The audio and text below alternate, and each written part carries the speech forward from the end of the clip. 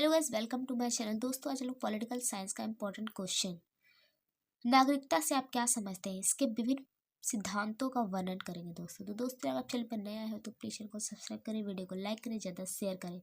तो गाइस, ये question semester 2 का है। ठीक है, तो पहले गाइस हम लोग जानते हैं नागरिकता के बारे में। नागरिकता क्या होता है? ठीक है, नागरिकता का मतलब किसी देश या समाज का सदस्य होना। जैसे हम और आप भारतवर्ष में रहते हैं तो हम यहाँ का नागरिकता हमें मिला हुआ है अपने माता पिता के थ्रू, जहाँ आपके कुछ अधिकार मिलते हैं, जहाँ हमें कुछ अधिकार मिलते हैं, जीने का अधिकार, रहने का अधिकार, अपने धर्म को चुनने का अधिकार और किसी के कार्य में हस्तक्षेप ना करने का अधिकार। ठीक है, और कुछ जिम्मेदारियां भी होती हैं। ठीक है, आपको समाज के नियमों और कानूनों का पालन करना होता है, हमें और आपको, और बदले में हमें उनसे क्या मिलता है?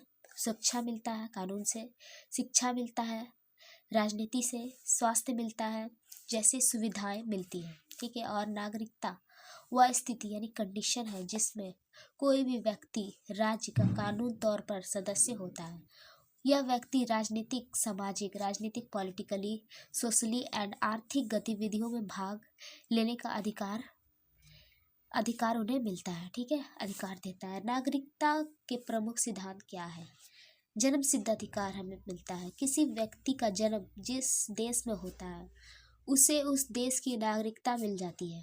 ठीक है, उसके बाद पैतृक अधिकार क्या है? व्यक्ति को अपने माता पिता की नागरिकता के आधार पर नागरिकता मिलती है। ठीक है, माता पिता के थ्रू हमें नागरिकता मिलती है। निवास सिद्धांत क्या कहता है? व्यक्ति एक निश्चित उपाधि तक किसी देश में रहकर नागरिकता प्राप्त कर सकता है। यानी किसी देश का नागरिकता पाने के लिए हमें वहाँ पर एक 11 से 14 साल वहाँ व्यतीत करना पड़ेगा, रहना पड़ेगा, तो हमें नागरिकता प्राप्त होगी। और आवेदन से ठीक 12 महीने तक लगातार हमें रहना होगा। ठीक है, तभी हमें नागरिकता मिल सकती है। नैतिकता और एकीकरण। नागरिकता के लिए व्यक्ति को देश के कानूनों, मूल्य और संस्कृति का पालन करना आवश्यक होता है। नागरिकता के प्रकार क्या है? पूर्ण नागरिकता सभी राजनीतिक, ठीक है, सभी पॉलिटिकल, सामाजिक, सोशल और आर्थिक अधिकार प्राप्त होते हैं अगर आपको पूर्ण नागरिकता मिल गई तो। ठीक है, हर टाइप से आपको सफलता मिलती है।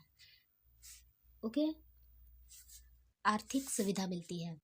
द्वितीय श्रेणी के नागरिकता क्या है? कुछ अधिकारों से वंचित किया जाता है। द्वितीय श्रेणी के अधिकार यानी सेकेंडरी अधिकार क्या है? ठीक है, इसमें कुछ अधिकारों से हमें वंचित रखा जाता है। संवैधानिक नागरिकता संविधान द्वारा प्राप्त प्रदत्त अधिकारों और कर्तव्यों के आधार पर नागरिकता। उसके बाद नागरिकता के महत्व क्या है ये भी जान लेते हैं कुछ।